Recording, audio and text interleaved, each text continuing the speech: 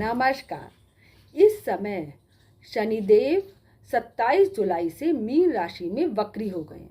अब वक्री का अर्थ मैंने पहले भी बताया है कि जो भी कुछ है वो पुराना इस समय आपके सामने उभर के आएगा और उसका फाइनल निपटारा वो हो जाएगा।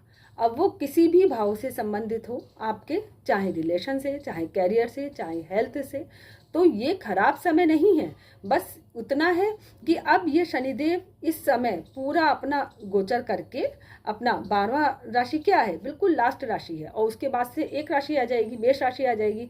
तो ये समय वो है जो पुराना सब निपटारा हो करके फुल एंड फाइनल हो जाएगा, लेकिन वो सबके लिए अच्छे के लिए ही होगा। अब कर्क राशि के लिए कैसा होगा? तो कर्क राशि में ये 9वें भाव में गोचर कर रहे थे, अब यहाँ पे ही वक्री हो रहे हैं। तो जब 9वें भाव में वक्री हो रहे हैं तो ये पिता का भाव है। अब यहाँ पे ये 7वें और 8वें भाव के मालिक बन के हो रहे हैं। तो 8वां भाव किसका है? आपकी हेल्थ का भी है, मृत्यु का भी भाव है और आयु का भी ये भाव है। अब ये 9वें भाव में आ रहे हैं तो पिताजी की हेल्थ का बहुत ध्यान रखना होगा इस समय। और ये यात्रा का भी, लंबी यात्रा का भाव है। तो इस समय आपको एक धार्मिक यात्रा कोई भी फैमिली के साथ, और वो भी अचानक जिसका प्रोग्राम बन जाए, वो आप करेंगे, जरूर करेंगे, और वहाँ जा कर के आपको सुकून भी मिलेगा। तो अगर कोई भी यात्रा का योग बन रहा है तो इसको जरूर करिए। अब ये अपनी 7वीं दृष्टि से तीसरे भाव को देख रहे हैं तो छोटे भाई बहनों का है, तो उनकी लाइफ में भी कोई मेजर चेंज, जैसे अगर कोई छोटे भाई बहन है यूनिवर्सिटी में दाखिला लेना चाह रहे हैं तो वो वहाँ ले सकते हैं, कोई भी ऑनलाइन कोर्स ज्वाइन करना चाह रहे हैं तो वो इस समय करें, तो वो भी इनके लिए फ़ायदेमंद होगा। तीसरी दृष्टि से 11वें भाव को देखेंगे तो 11वें भाव में इस वक्त जो कोई पुराना दोस्त है वो आपकी लाइफ में आ सकता है, तो वो अच्छे के लिए ही होगा, उसमें कोई दिक्कत नहीं है। अब गुरुदेव इस समय उच्च होकर के आपकी राशि पे बैठे हैं और शनिदेव भाग्य भाव में बैठे हैं, जो कि एक तरीके से भाग्य भाव के ही स्वामी बनते हैं गुरुदेव। तो ये समय अब आपके लिए एक तरीके से गोल्डन पीरियड है। आपके जो बॉस हैं इस समय वो आपसे बहुत खुश होंगे। तो ये समय आपको बिना काम के नहीं करना चाहिए। इस समय वो काम करें जो आप काफ़ी टाइम से करना चाह रहे थे या जिसका निपटारा करना चाह रहे थे, वो सब काम इस समय आपके बन जाएंगे। अब 10वीं दृष्टि से छठे भाव को देख रहे हैं तो छठा भाव किसका है? रोग ऋण शत्रु का है। तो आपका जो कोई भी अगर इस समय लोन बकाया था वो इस समय आप पूरा कर सकते हैं। ये बहुत अच्छा समय है और आपको इसके लिए मौका भी मिलेगा। अब ये उसका भी है, रोग का भी है। तो अगर कोई भी आपको पुराना रोग था उसका भी निपटारा इस समय में हो जाएगा। आपको अपना लेकिन डेली रूटीन चेकअप जरूर कराना पड़ेगा। डेली रूटीन अगर आप कराएंगे तो कोई भी अगर हेल्थ प्रॉब्लम पहले से चली आ रही थी वो आपकी सही हो जाएगी। तो ओवरऑल ये एक आपके लिए अच्छा ही समय है, इसका आप भरपूर लाभ उठाएं। अब सिंह राशि, तो सिंह राशि में अब उनकी ढैया चली रही है, 8वें भाव में ही है और 8वें भाव में अब ये वक्री हो रहे हैं।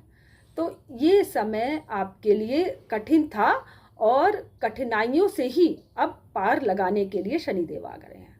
जैसे अगर कोई बीमारी लंबी चली आ रही थी तो अब उसके, जिसे कहते हैं ना सिम्टम्स, वो बाहर आने लगेंगे। तो जब सिम्टम्स बाहर आएंगे तो अभी तक तो वो दबे हुए पड़े थे, तो अब आपको लगेगा अरे ये क्या हो गया, लेकिन अब आपको डॉक्टर को दिखाना बहुत ज़रूरी है ताकि उसका जड़ से सफाया हो जाए, और हो भी जाएगा। तो इस समय अगर कोई भी बीमारी आपके सामने आ रही है तो उससे डरने की ज़रूरत नहीं है। ये सोचिए कि अब ये इसका फाइनल ही हो जाएगा, मतलब ये ठीक ही हो जाएगी। तो इस समय आप डॉक्टर को ज़रूर दिखाइए और अपनी लाइफ में, अपने डेली रूटीन में प्राणायाम है, मेडिटेशन है, कोई भी इस तरीके की सुदर्शन क्रिया है, वो आप ज़रूर अपनाइए। क्यों? क्योंकि ये सब 8वें भाव से ही देखा जाता है। अब ये सब आप अपने रेगुलर लाइफ में ले आएंगे तो आपकी हेल्थ में दिक्कत नहीं आएगी। तीसरे भाव से आपका 10वें भाव को देखते हैं तो कोई भी किसी का ट्रांसफ़र रुका हुआ था, कोई भी जॉब में चेंज, वो भी हो सकता है, लेकिन वो भी आपके अच्छे के लिए होगा, तो इसके लिए दिक्कत नहीं है। अब ये 7वें और 8वें छठे और 7वें भाव के स्वामी बन के तब 8वें में बैठे हैं। तो ये वो समय है जब स्पाउस की भी हेल्थ का आपको ध्यान रखना पड़ेगा, क्योंकि 8वां भाव क्या है? पाताल लोक का है। अब इसमें 7वें का स्वामी अगर 8वें में आ गया तो इस समय ये स्पाउस के लिए अच्छा समय नहीं है, और आपस में अगर आपके लड़ाई झगड़े हो रहे हैं तो और भी खराब समय है। इतना खराब है कि अगर आप चाहते थे कि डाइवोर्स हो जाए तो वो भी हो जाएगा, यानी कि फुल एंड फाइनल निपटारा हो जाएगा। कोई भी आपका अगर पुराना लटका हुआ इस तरीके का है, कोई कहे कि रिश्ता है या कुछ भी आप कोई समझौता कर रहे हैं अपनी लाइफ में, तो वो अब आके फाइनल हो जाएगा। तो अगर आप चाहते हैं कि लड़ाई झगड़ा हो रहा है लेकिन बचा रहे मामला, अभी का समय निकल जाए, तो सिर्फ आपको एक काम करना है। इसकी दृष्टि दूसरे भाव पे पड़ रही है, तो दूसरा भाव आपकी वाणी का भी है, आपकी फैमिली का भी है। तो ये जो लड़ाई झगड़े होंगे वो आपकी वाणी से या आपकी फैमिली के कारण होंगे। तो आपको अपनी वाणी पे संयम रखना है, जो भी बोले बहुत नाप तोल कर बोले। और ससुराल वालों से भी, क्योंकि 8वां भाव ससुराल वालों का भी होता है, तो ससुराल वालों से भी संभल कर ही बोले। और कुछ भी कोई भी काम हो आपका तो वो लिखा पढ़त में ही करें, मतलब वर्बली कुछ ना करें। तो सिंह राशि के लिए। अब कन्या राशि के लिए, तो कन्या राशि में यह 7वें भाव में ही गोचर कर रहे हैं और यहीं पे ही वक्री हो रहे हैं। तो अब आपके 5वें और 6ठे भाव के स्वामी बन के तब ये 7वें में गोचर कर रहे हैं। तो इस समय जो लोग शादी करना चाहते थे, जो बहुत टाइम से रिलेशनशिप में थे, वो अब शादी करें तो अब ये उनका शादी का टाइम है और बहुत अच्छा टाइम है। क्यों? क्योंकि 31 अक्टूबर तक गुरु की दृष्टि अभी 7वें भाव पे भी पड़ रही है।